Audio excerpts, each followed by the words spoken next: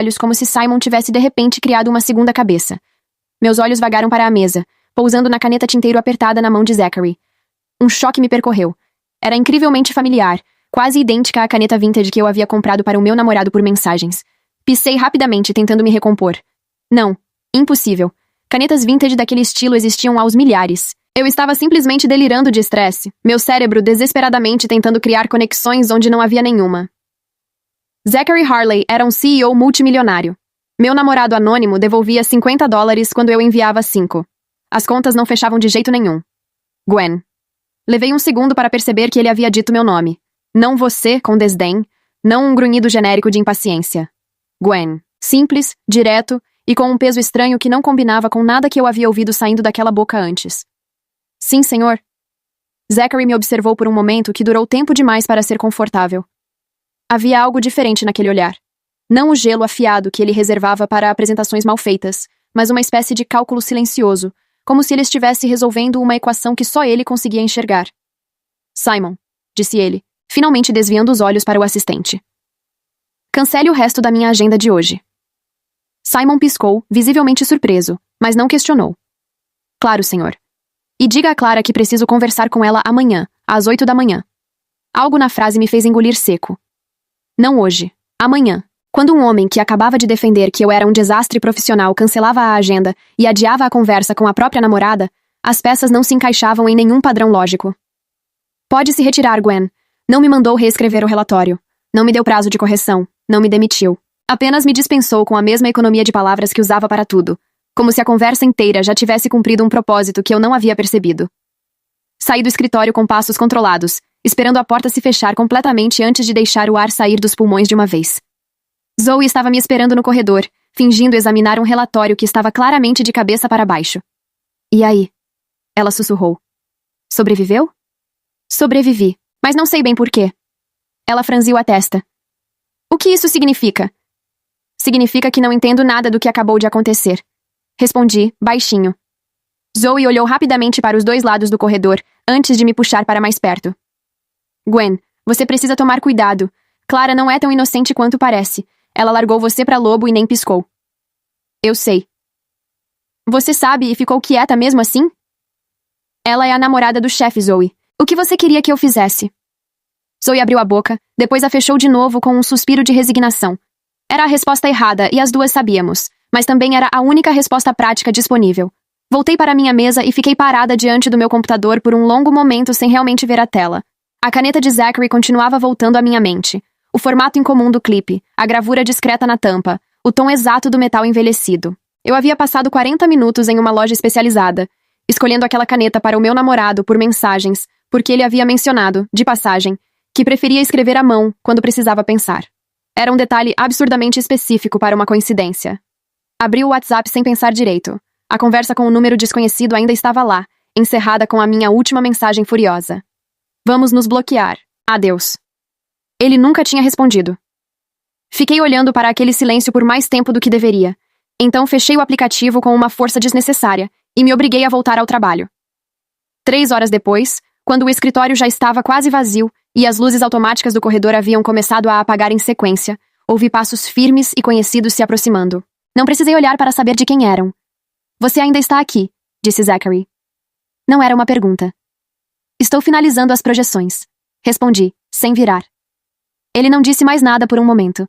Apenas ficou parado a um passo da minha mesa, e eu o senti ali com uma nitidez física desconfortável, como quando se nota o calor de uma vela, sem olhar diretamente para a chama. O relatório, ele disse por fim. Não era culpa sua. Virei devagar na cadeira. Zachary estava com a caneta entre os dedos, girando-a levemente, um hábito inconsciente. Seus olhos não estavam frios dessa vez. Estavam cautelosos. Com licença? Consegui dizer. Eu sei que não era culpa sua. Ele repetiu, com a mesma precisão cirúrgica que aplicava a tudo. E Simon também sabe. Engoli em seco. Então por que o senhor... Porque precisava ter certeza de uma coisa antes de agir.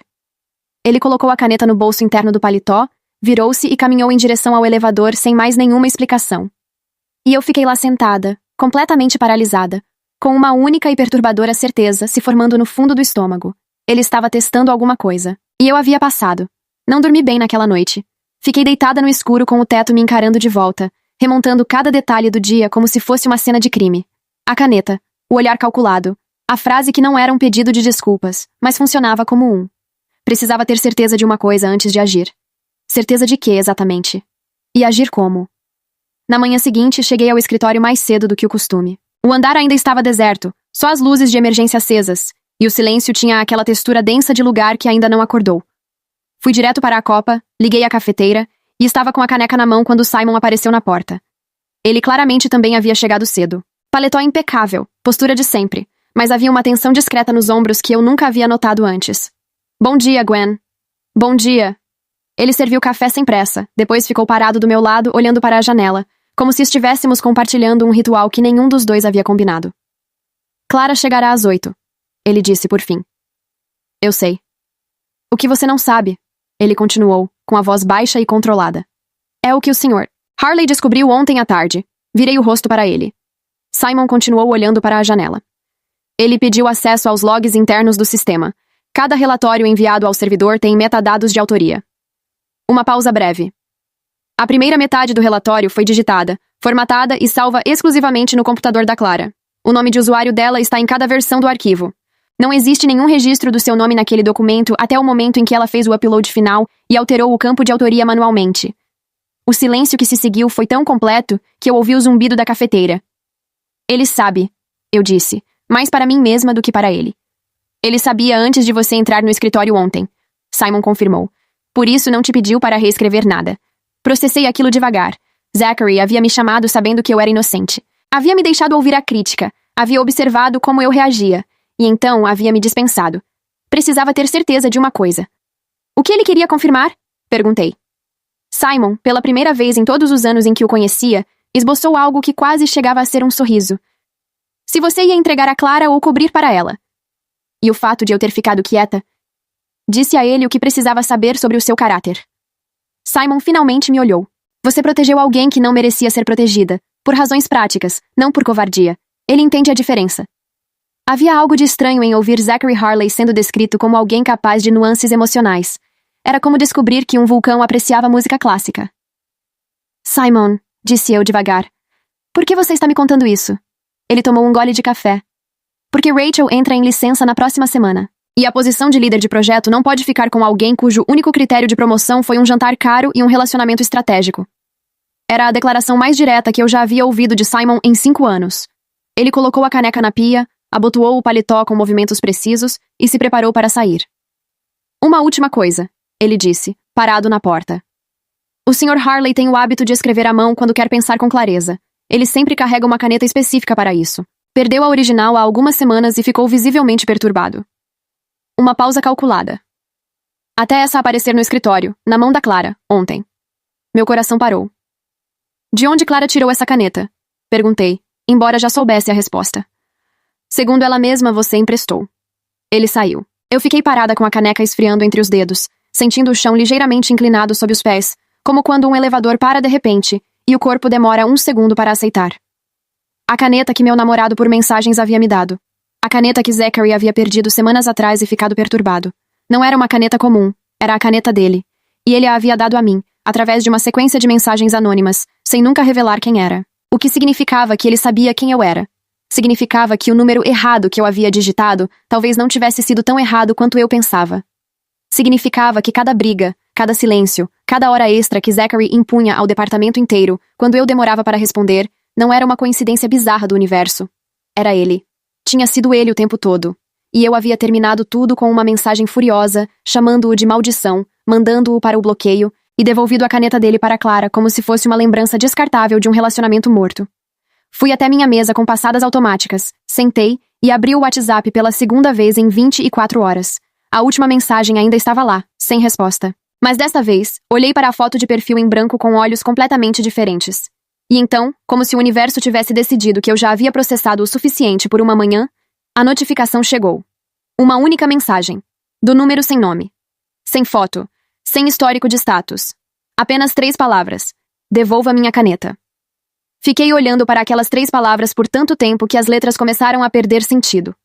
Meu polegar pairou sobre a tela sem apertar nada. Não havia resposta possível que não fosse simultaneamente um acerto e um desastre completo. Se eu respondesse como se não soubesse quem era, estaria mentindo para alguém que claramente já sabia muito mais do que eu imaginava. Se respondesse admitindo que havia descoberto, eu estaria expondo uma cadeia inteira de conclusões que podiam estar erradas, e se estivessem, eu seria a funcionária que acusou o CEO de ser seu namorado secreto de internet. Nenhuma das duas opções terminava bem para mim. Então fiz o que qualquer pessoa razoável faria naquela situação. Deixei o celular virado para baixo sobre a mesa e fingi que a mensagem não existia. Às 8 em ponto, Clara entrou no escritório como se estivesse chegando a uma premiação. Vestido sob medida, cabelos impecáveis, a confiança irradiando em ondas visíveis. Ela passou pela minha mesa com um sorriso breve e decorativo, daqueles que não chegam aos olhos, e seguiu direto para o escritório da esquina. Zoe inclinou a cabeça na minha direção.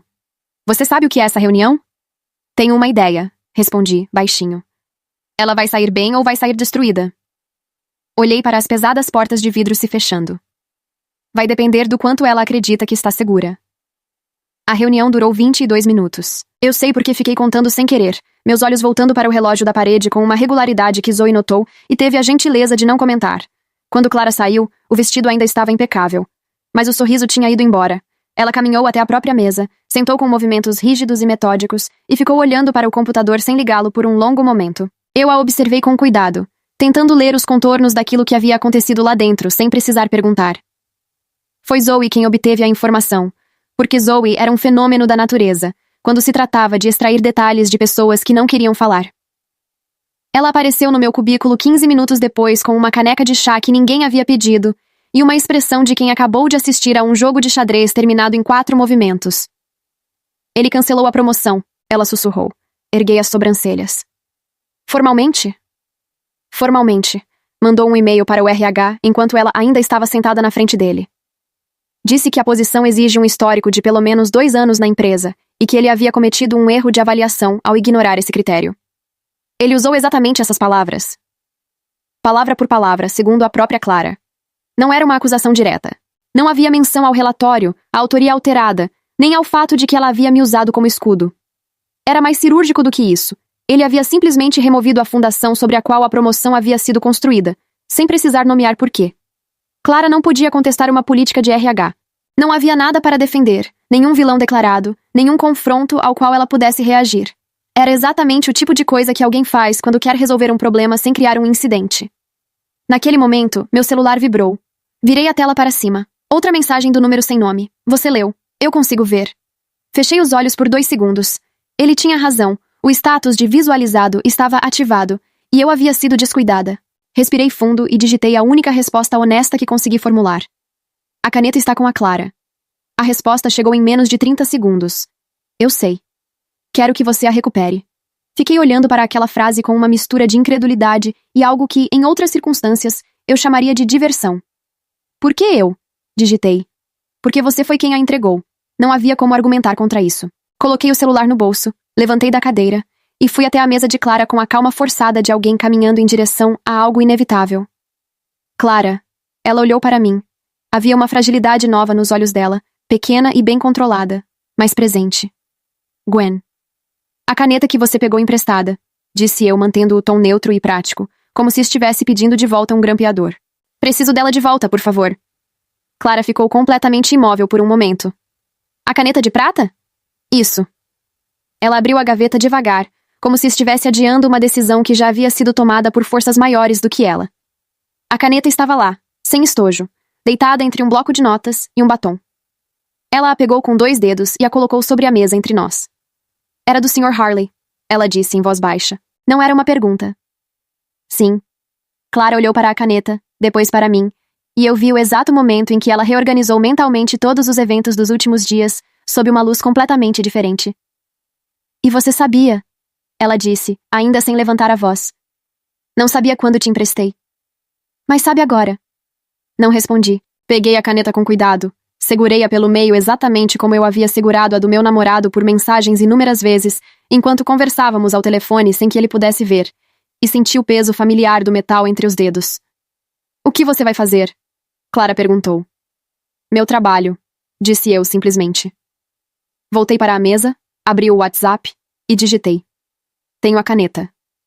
Desta vez, a resposta demorou um pouco mais. Quando chegou, Eram apenas 4 palavras, mas elas mudaram a temperatura do ar ao meu redor, de uma forma que eu não conseguia explicar racionalmente. Venha até meu escritório. Zoe passou por mim naquele exato momento, e sem olhar diretamente, murmurou entre os dentes. Seja lá o que for que está acontecendo, Gwen, não perca a cabeça. Eu queria dizer que estava completamente no controle da situação, que era uma profissional de 5 anos de experiência com métricas sólidas e histórico impecável, que nada naquele escritório poderia me desestabilizar, e que eu certamente não estava sentindo o coração bater mais rápido do que o normal, enquanto me levantava da cadeira com uma caneta tinteiro vintage na mão. Queria dizer tudo isso, mas Zoe já havia virado de costas e eu estava caminhando, e cada passo em direção àquelas portas de vidro me aproximava de uma conversa para a qual absolutamente nenhum relacionamento anônimo de meses havia me preparado. Bati 2 vezes. Entre. O escritório de Zachary às 11 da manhã era diferente do que eu me lembrava da noite anterior. A luz entrava pela janela ampla em ângulo reto, cortando a decoração escura em faixas precisas de claridade, e havia algo menos opressivo naquilo, como se o ambiente dependesse do humor de quem o habitava para decidir o quanto pesava. Zachary estava de pé, de costas para a porta, olhando para a cidade lá embaixo. Não virou quando entrei. Não disse nada. Então estendi a mão para a frente, a caneta apoiada na palma aberta, e fiquei parada no meio da sala esperando. Ele virou devagar. Seus olhos foram direto para a caneta. Depois subiram para o meu rosto. E então aconteceu algo que eu nunca havia visto nos meses em que trabalhei para Zachary Harley. Ele ficou sem palavras. Por exatamente 3 segundos, aquele homem que operava com a precisão fria de uma máquina simplesmente ficou me olhando sem ter nada a dizer. Você sabe, ele disse por fim. Também não era uma pergunta. Tenho uma teoria bastante sólida, respondi. Ele se aproximou devagar, pegou a caneta da minha mão com um cuidado que não combinava com nada que eu já havia visto nele e ficou olhando para ela por um momento antes de colocá-la no bolso. Quando você percebeu? Quando vi a caneta na sua mão ontem. Mas Simon confirmou o resto esta manhã. Uma sombra de algo cruzou o rosto dele, não exatamente irritação, mas parecido com resignação. Simon fala demais. Simon é leal a quem merece lealdade, disse eu. Acho que foi isso que ele tentou me dizer também. Zachary ficou em silêncio por um momento. Então foi até a cadeira atrás da mesa e sentou. Não como quem está assumindo uma posição de autoridade, mas como quem precisa de um segundo para reorganizar os próprios pensamentos. Você me bloqueou, ele disse. Você cortou o salário do meu departamento inteiro toda vez que ficava mal-humorado comigo. Eu não sabia que você trabalhava aqui quando começamos a conversar. E quando descobriu? Ele cruzou os dedos sobre a mesa. Um gesto que eu reconhecia. Ele fazia o mesmo quando estava processando uma variável inesperada em uma reunião de resultados. Algumas semanas depois de começarmos a falar, você mencionou o nome da empresa. Uma pausa. Eu deveria ter dito quem era naquele momento. Não disse porque não sabia como, e porque o que tínhamos funcionava exatamente por nenhum dos dois saber. Então você ficou sabendo quem eu era, e continuou sem me contar. Sim. E a caneta? Você a deu pra mim sabendo que eu trabalhava aqui, que eu poderia descobrir. Ele não respondeu de imediato. Quando falou, a voz havia perdido a camada de aço que eu considerava permanente. Eu precisava que você tivesse algo meu. Não havia outra forma de te dar alguma coisa sem revelar quem eu era. O silêncio que se seguiu foi o tipo que não pede para ser preenchido. Fiquei parada diante da mesa dele com 5 anos de histórico profissional impecável, meses de mensagens anônimas e uma quantidade absurda de horas extras acumuladas, e tentei encontrar um fio condutor que fizesse sentido de tudo aquilo. Por que me chamar aqui agora? Perguntei por fim. Você poderia ter simplesmente pedido a caneta pelo WhatsApp. Eu teria deixado na recepção. Poderia. Ele concordou. Mas não quero a sua demissão na consciência. Franzi a testa. Minha demissão? Clara foi ao RH esta manhã, antes da reunião comigo. Alegou que você havia alterado os dados do relatório e colocado a culpa nela. Ele deslizou uma pasta pela mesa na minha direção. Eu já tinha o relatório de metadados desde ontem. O processo foi arquivado antes de ser aberto formalmente. Mas você precisava saber o que aconteceu. Abri a pasta. Os metadados estavam todos lá, organizados em ordem cronológica, cada versão do arquivo carimbada com o nome de usuário de Clara. Era uma documentação perfeita e irrefutável. Fechei a pasta devagar. Ela tentou me derrubar. Sim. E o senhor... Não sou mais o senhor fora deste escritório, disse ele com uma firmeza tranquila que não era um pedido. Nunca fui, para você. Fiz uma pausa longa. Zachary, disse eu, testando o nome em voz alta pela primeira vez como se fosse uma palavra em outro idioma. Você passou meses me conhecendo sem se identificar, interferiu na minha vida profissional de formas que eu não consigo sequer quantificar, e agora está me dizendo que arquivou uma tentativa de demissão injusta contra mim como se isso equilibrasse a equação. Não equilibra, ele disse sem hesitar. Eu sei que não equilibra. Então o que você quer? Ele ficou em silêncio por um momento, e pela primeira vez em todo aquele tempo, Zachary Harley pareceu simplesmente humano. Não o CEO, não o ceifador, não o voz do outro lado da tela. Apenas um homem que havia encontrado algo raro e não havia sabido como segurar sem estragar. Uma chance, ele disse, com o meu nome, do jeito certo. Olhei para ele por um longo momento. Depois tirei o celular do bolso, abri o WhatsApp e deletei o bloqueio. Então comece de novo, disse eu, com seu nome dessa vez. Ele pegou o celular sobre a mesa, digitou algo. O meu vibrou. Uma mensagem. Do mesmo número sem nome, sem foto, sem histórico de status. Oi. Me chamo Zachary. Posso te pagar um café para compensar meses de confusão? Guardei o celular no bolso sem responder, fui até a porta e parei com a mão na maçaneta. Minha resposta está no status de leitura, disse eu sem olhar para trás. E saí.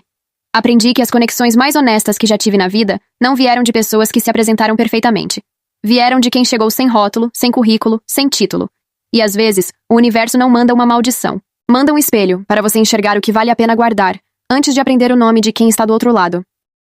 E pra você que já chegou até aqui, o final do vídeo, comenta aí abaixo o que você achou dessa história. Não se esquece de comentar também, baseado em baseados aqui embaixo, pra gente curtir o seu comentário. E não esquece também de hypar esse vídeo se vocês puderem. Muito obrigado, até a próxima.